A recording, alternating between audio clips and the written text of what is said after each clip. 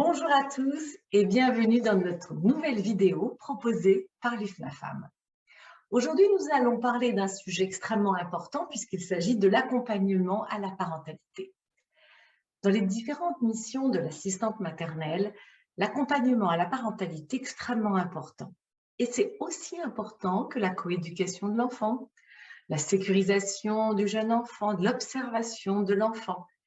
L'accompagnement à la parentalité, aujourd'hui, fait partie d'une des missions les plus importantes des assistantes maternelles.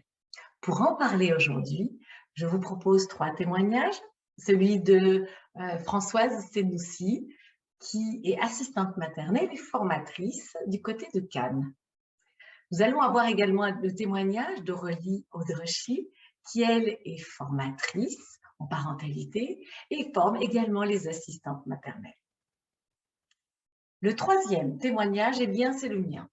En effet, je vais vous proposer mon témoignage puisque je fais de l'accompagnement à la parentalité depuis de très nombreuses années et que le sujet des assistantes maternelles me passionne tellement que je souhaite en faire une thèse et faire une étude scientifique sur ce métier-là. Maintenant, je vous propose d'écouter Françoise Senoussi qui nous vient de Cannes et qui va vous expliquer un petit peu comment elle voit, l'accompagnement à la parentalité. Alors, bonjour, je m'appelle Françoise Senoussi, je suis assistante maternelle depuis 2006 dans le département du 06 et je suis agréée pour 4 enfants. Donc j'accueille tous les jours des enfants, hein, du matin de 7h30 le matin jusqu'à 18h30. Et on va au relais aussi, hein, je fais des choses avec le relais, des activités avec le relais. Et puis ensuite, dans une évolution et toujours pour rester au service des enfants, des familles et des professionnels et pour toucher un public plus large dans tous les cas et vraiment rester au service des enfants, j'ai souhaité faire aussi être formatrice en fait. Et on m'a sollicité pour être formatrice pour la formation initiale des assistants maternels, les fameuses 120 heures. Et du coup, eh ben, c'est très enrichissant parce que ben, on les prend dès le départ, les assistants maternels. Ça permet aussi de partager aussi son expérience, d'avoir un regard pour elles aussi croisé sur ce que l'on fait. Et puis, moi, ça me permet aussi de remettre à jour mes connaissances. Voilà. C'est vrai que ça se développe de plus en plus. Les parents ont de plus en plus de besoins, en fait, d'avoir un professionnel qui puisse, en tous les cas, les accompagner dans la parentalité. C'est quelque chose d'important dans la relation que nous avons de confiance dès le départ, hein, que l'on continue de construire. Et ils ont beaucoup de questionnements, à savoir ils veulent être de bons parents, en fait, hein. Et donc, pour être de bons parents, eh ben, ils se posent beaucoup de questions lorsque l'enfant a une attitude, un comportement. Et donc, effectivement, on est là aussi pour accompagner dans des pistes de réflexion parce que bon, ben, on n'est pas sûr non plus, hein. Et on travaille ensemble en coéducation par rapport à cet accompagnement parental. C'est très important de travailler en coéducation, d'aller là où ils se trouvent parce que bien souvent, on peut avoir une grande expérience en fait auprès des enfants et l'âge aussi avançant. Des fois, j'ai affaire à des parents qui ont 25 ans, 30 ans, qui sont beaucoup plus jeunes et je trouve que c'est important en tous les cas d'être délicat par rapport à ça et cet accompagnement à la parentalité, il ne s'agit pas de les écraser, mais de faire ressortir en eux, ce qu'ils ont vraiment, de bon parce qu'ils ont, hein, des clés aussi. Il suffit juste d'accompagner pour qu'ils puissent, eux, en tous les cas, découvrir, ce qu'ils ont déjà et on travaille ensemble en coéducation. Et je vais là où il se trouve en fait, à l'âge où il se trouve et au parcours où il se trouve, puisque on n'est pas dans le jugement, mais on est vraiment dans cet accompagnement.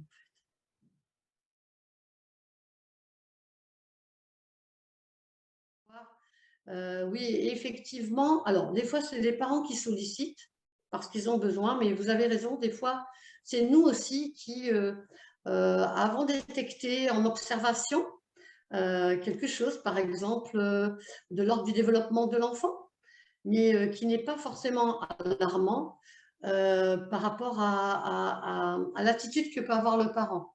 Toujours avec bienveillance, le parent est peut-être surprotecteur en fait. et faire à la place de l'enfant. Et à force de faire à la place de l'enfant, eh bien, l'enfant comprend le message que, eh ben, finalement, je ne sais pas faire et il sait mieux faire que moi. Donc, avec délicatesse, c'est une expérience que j'avais eue, avec délicatesse, ben, comment il faut trouver des mots, en fait, par rapport à ça, sans les blesser, mais les amener à une réflexion dans la communication et de demander voilà, comment ça se passe. Par exemple, quand il n'arrive pas à faire quelque chose. Parce que je me suis aperçue, moi, par observation au travail, eh bien que l'enfant n'arrivait pas à ouvrir son fromage ou alors il a abandonné rapidement alors que les enfants sont animés par la joie. Et donc, en règle générale, ils sont dans le faire, dans le faire, dans le faire. Et puis là, on sent que ouf, il y a une attente, il abandonne rapidement. Donc, ça porte un questionnement. Et là, oui, on va aller voir le parent et lui poser des questions simplement, aller là où il est aussi, hein, et pas lui dire encore ce qu'on a observé, mais comment ça se passe en fait quand l'enfant n'arrive pas à faire quelque chose? Est-ce que c'est papa, c'est maman qui fait? Et donc oui, effectivement, avec délicatesse, on va essayer de comprendre et de l'amener avec une expérience, c'est quelque chose qu'on a observé nous. Est-ce que lui, il a observé la même chose?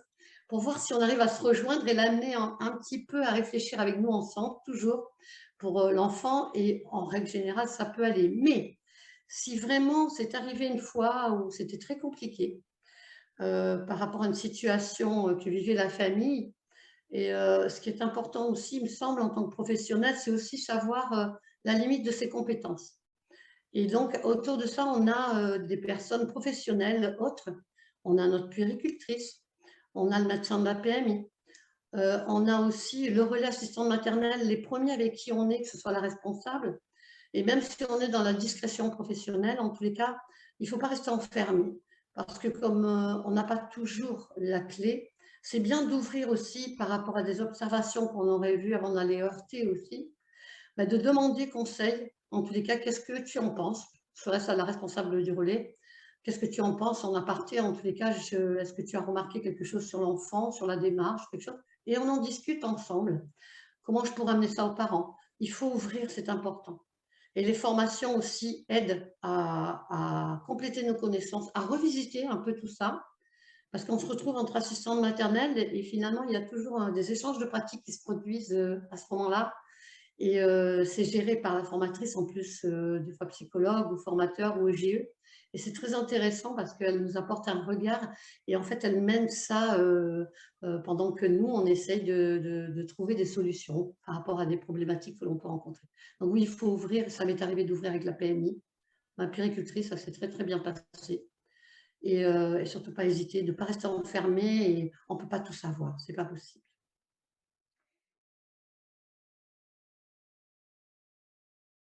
Euh, Les 120 heures, c'est une formation de base et de départ, hein, en ce qui me concerne. Je pense qu'il faut continuer, il ne faut pas s'arrêter là. Ça ne suffit pas. Ça ne suffira pas, même si on est maman. Je suis maman de 3 enfants avec des jumelles. Et puis j'étais aussi en école maternelle pendant 17 ans, j'étais à TSEM aussi. J'ai toujours été baignée dans la petite enfance et la communication avec les familles. Mais effectivement, les 120 heures, c'est bien parce qu'avant, il n'y en avait pas et c'est très bien. Mais effectivement, l'expérience va faire que, en rencontrant ce genre de situation, va faire que, et si on s'ouvre, si on va dans des formations, si on, avec les collègues, on discute aussi de voir s'ils ont rencontré telle et telle situation, sans nommer les enfants, hein, puisqu'on est quand même dans la discrétion professionnelle, hein, mais voir est-ce que tu as rencontré une situation comme ça, il faut ouvrir parce que les 120 heures, pour ma part, ne suffit pas et l'âge aussi faisant que pour amener à une réflexion un peu plus mature, on va dire, il faut cheminer. Il faut beaucoup cheminer et aller dans des conférences, lire des livres aussi, échanger, partager, aller dans des formations. Ça demande, c'est tout un cheminement.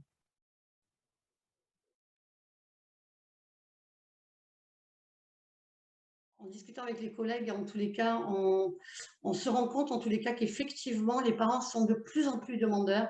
Il faut qu'on aille chercher de plus en plus de réponses parce qu'on n'a pas, voilà. Et oui, oui, il y a beaucoup plus de demandes. Mais je le mettrai peut-être dans cette montée en compétences et cette présentation du projet d'accueil aussi qui est en place.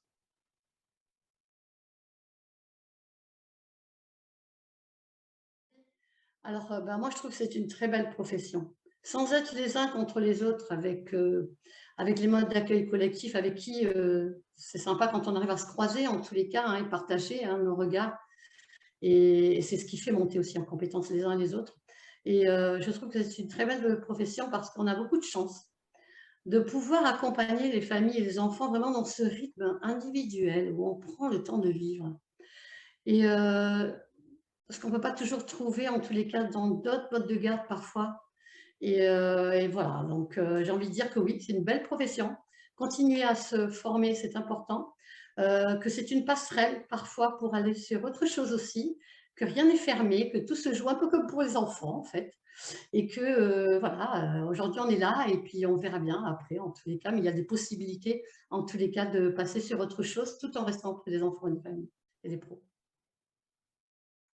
Merci beaucoup, Françoise, pour votre témoignage si riche.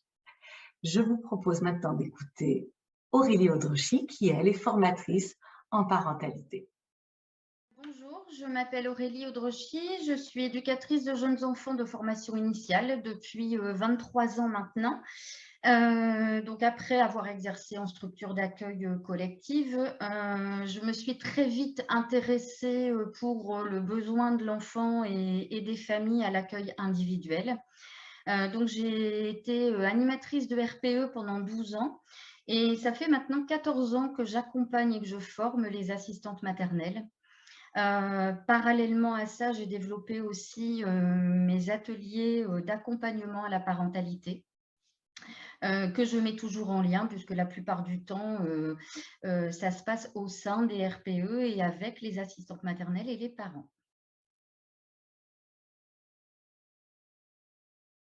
L'accompagnement à la parentalité est important dans le mode d'accueil individuel qui est représenté par les assistantes maternelles. Il est important de rappeler qu'il s'agit du premier mode d'accueil. Cet accompagnement à la parentalité est présent. En fait, l'assistante maternelle accompagne les parents.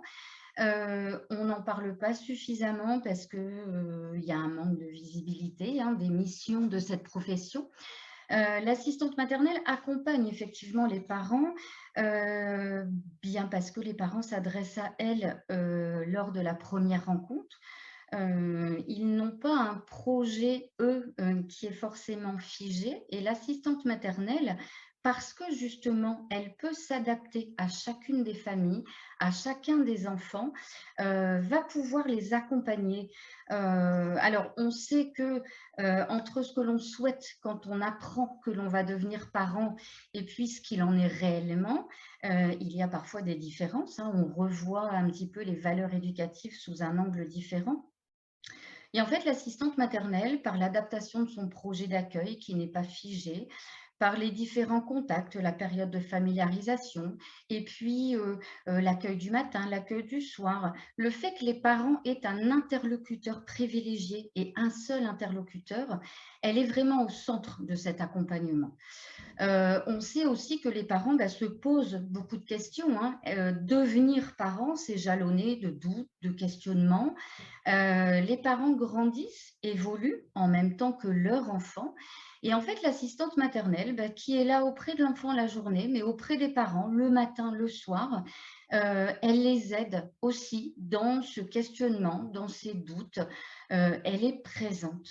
Et donc, elle accompagne la parentalité.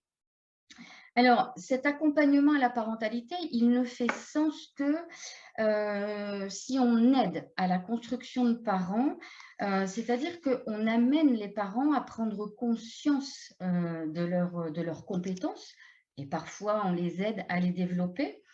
Et en fait, l'assistante maternelle, elle insuffle un dynamisme, elle répond à leurs questionnements, elle les rassure et donc elle est tout à fait dans cet accompagnement à la parentalité au quotidien.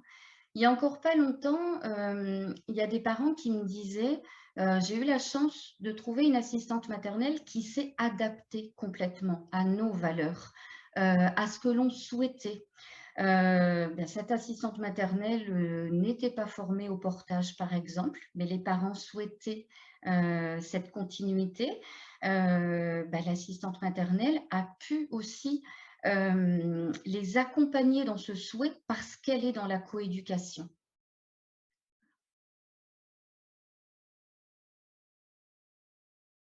Pendant la formation obligatoire, les assistantes maternelles abordent forcément, parce qu'elles préparent, hein, ne serait-ce que pour l'épreuve EP3 du CAP à EPE, elles préparent leur projet d'accueil. Donc, on aborde avec elles la coéducation, la conciliation surtout, hein, dans le projet d'accueil. Il y a le cadre sociologique du métier aussi, dans lequel on parle des différentes formes sociologiques des familles. Mais c'est vrai qu'il existe plusieurs types de parentalité, hein. Alors, on en dénombre 4 réellement, hein. Et en fait, la formation obligatoire ne peut l'aborder. Il y a un temps très limité. C'est pas toujours facile déjà de tout, voilà, d'aborder le tout avant le premier accueil. Donc, c'est important effectivement qu'elles puissent se former et s'informer par la suite.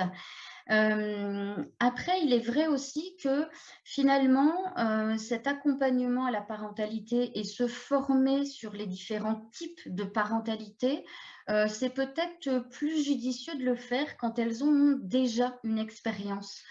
En fait, elles peuvent plus facilement faire le lien avec la pratique, faire le lien avec les familles et les enfants qu'elles ont déjà rencontrés. Donc voilà, je ne parlerai pas forcément de manque dans la formation initiale. C'est vrai qu'il faut prioriser, hein, de quoi elles ont besoin pour être prêtes pour le premier accueil. En revanche, je dirais que c'est important qu'après, il y ait cette prise de conscience de s'informer, de continuer à se former et l'accompagnement à la parentalité, les différents types de parentalité en font partie. Alors, c'est pour ça qu'avec le FNAFAM, on a souhaité vraiment renforcer cette mission d'accompagnement à la parentalité. Je dis bien la renforcer parce qu'elle existe déjà. Les assistantes maternelles, donc je l'ai dit tout à l'heure, hein, accompagnent au quotidien la parentalité. Certaines n'en ont pas toujours conscience, en fait. Donc, on est parti. Alors, le point de départ a été une réponse à un appel à projet lancé par le gouvernement, hein, dans le cadre des 1000 premiers jours. Et on est parti par la proposition d'un guide qui pourrait servir aux assistantes maternelles, aux responsables de VRPE, mais aussi aux formateurs et puis aussi, pourquoi pas, aux parents, hein, de jeunes enfants. Ce petit fascicule montre en quoi l'assistante maternelle accompagne la parentalité au quotidien. Alors, on a choisi un outil parce qu'il y a plein d'outils pour accompagner la parentalité. L'outil qui, moi, me semblait le plus adéquat pour les assistantes maternelles, c'est déjà la communication positive. Alors, c'est vrai que dans cet outil, on a choisi volontairement des situations qu'elles vivent au quotidien. On a voulu que ce soit illustré, ludique, et qu'elles s'y retrouvent. En fait, en ouvrant, elles disent « bah oui, j'ai déjà vécu, ah bah oui, c'est tout à fait ça, c'est moi ». Enfin voilà, on voulait vraiment que ce soit quelque chose qui soit proche d'elles. Alors, un petit exemple, hein, on a le papa de Mathis, 15 mois, qui dit à l'assistante maternelle, voyez, pouvez-vous réveiller mon fils pendant sa sieste parce que il ne s'endort pas le soir suffisamment tôt et en fait, on n'en peut plus. Chose que beaucoup de parents rencontrent, hein, et certainement aussi une situation que beaucoup d'assistantes maternelles rencontrent. Alors, en fait, là, l'idée, c'était de fournir un outil en communication positive. C'est vrai qu'il y a plusieurs postures dans ces cas-là. On peut être dans le conseil tout de suite, on peut être dans l'interprétation tout de suite, on peut être dans le questionnement, à la liste de questions. Et sinon, est-ce que vous avez pensé à mettre une veilleuse? Vous avez pensé, bon. Et en fait, alors, on ne dit pas que la posture est plus ou moins bonne. on dit que c'est important d'avoir conscience, en fait, de sa réponse, d'avoir conscience de l'impact que ça peut avoir sur le parent. Et en fait, bien évidemment, hein, on opte pour la reformulation et l'approche empathique dans sa réponse. Donc, en fait, voilà, on est dans là, la réflexion, c'est, bah oui, sur le plan théorique, c'est vrai qu'avec le petit train du sommeil, c'est pas bon de réveiller l'enfant. Et que ce n'est pas parce que l'enfant fait des longues siestes que le soir, il va avoir du mal à s'endormir. Donc ça, c'est l'aspect théorique. Mais au-delà de l'aspect théorique, il y a aussi la compréhension. Qu'est-ce qui se joue là? Ce papa qui est peut-être en train de dire, mais on est épuisé, on n'en peut plus. Le soir, on a besoin de temps pour nous aussi, et ce qui est légitime aussi pour les parents. Et donc là, voilà, l'idée, c'est dans ce genre de situation, fournir un petit peu une réflexion à l'assistante maternelle de ce qu'il est possible de répondre. Alors, savoir reformuler. Si j'ai bien compris, il ne parvient pas à s'endormir le soir et vous faites le lien avec les siestes qui seraient trop longues. On essaie de restituer, je vous comprends, après une journée de travail, c'est un petit peu compliqué, et ainsi de suite. J'ai observé également ici, dans le cadre d'accueil, que Mathis, et puis peut-être un outil à proposer aussi. Donc, on propose à chaque fois dans ces situations, justement, j'ai un petit livre sur l'endormissement, ça vous intéresse? Vous souhaitez le prendre? Sinon, il existe des petits jeux d'apaisement aussi. J'en organise, moi, avant le rituel de la sieste. Vous voudriez que je vous en parle? Voilà, c'est un petit peu ce qu'on a souhaité illustrer dans ce guide. Donc, montrer que l'assistante maternelle vit ces situations, accompagne la parentalité. Et on a voulu un petit peu renforcer les outils dont elle peut disposer.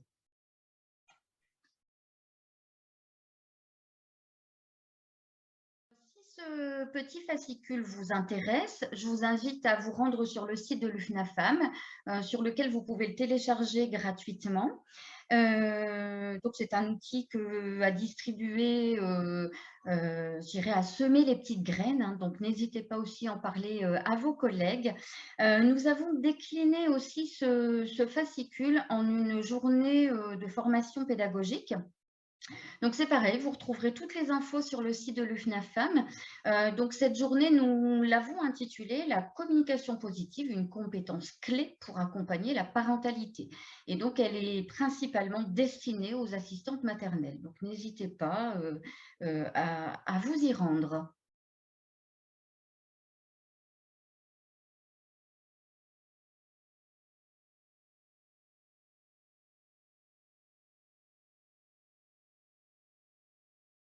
Alors, je suis Marie-Ange Zorocher-Cormier et en effet, depuis de très nombreuses années, je fais de l'accompagnement à la parentalité. J'ai créé une association qui s'appelle Père Éducation, où j'essaie d'accompagner les parents qui ont parfois des questionnements sur la relation avec leurs enfants, qu'ils soient tout petits ou plus grands. Et c'est important d'aider parfois le parent à faire un pas de côté, à cheminer ensemble et peut-être résoudre des problématiques qui rapidement eux-mêmes vont trouver leur solution et régler un bon nombre de problèmes ou de crises même de l'enfant. Je suis également formatrice sur le CAP-ALPE et auprès des assistantes maternelles. Et le sujet des assistantes maternelles est un sujet qui me passionne, puisque vous êtes à peu près plus de 250 000 assistantes maternelles et chaque matin et chaque soir, vous accompagnez des parents. Vous accompagnez des parents dont vous avez l'accueil du jeune enfant.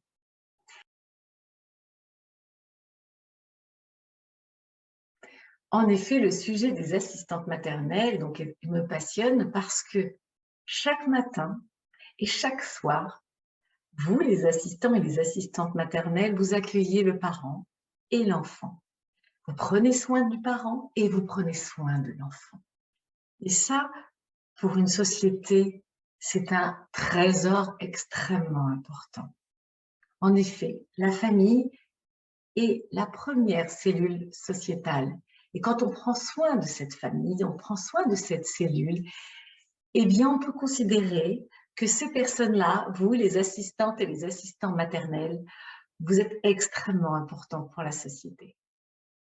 Alors, pour apporter ma petite pierre à l'édifice sur l'évolution du métier d'assistante maternelle, eh bien, j'ai voulu aborder ce métier à travers une étude scientifique, donc faire un doctorat, une thèse, qui permet peut-être, grâce à vous tous, de modifier le métier de manière structurelle.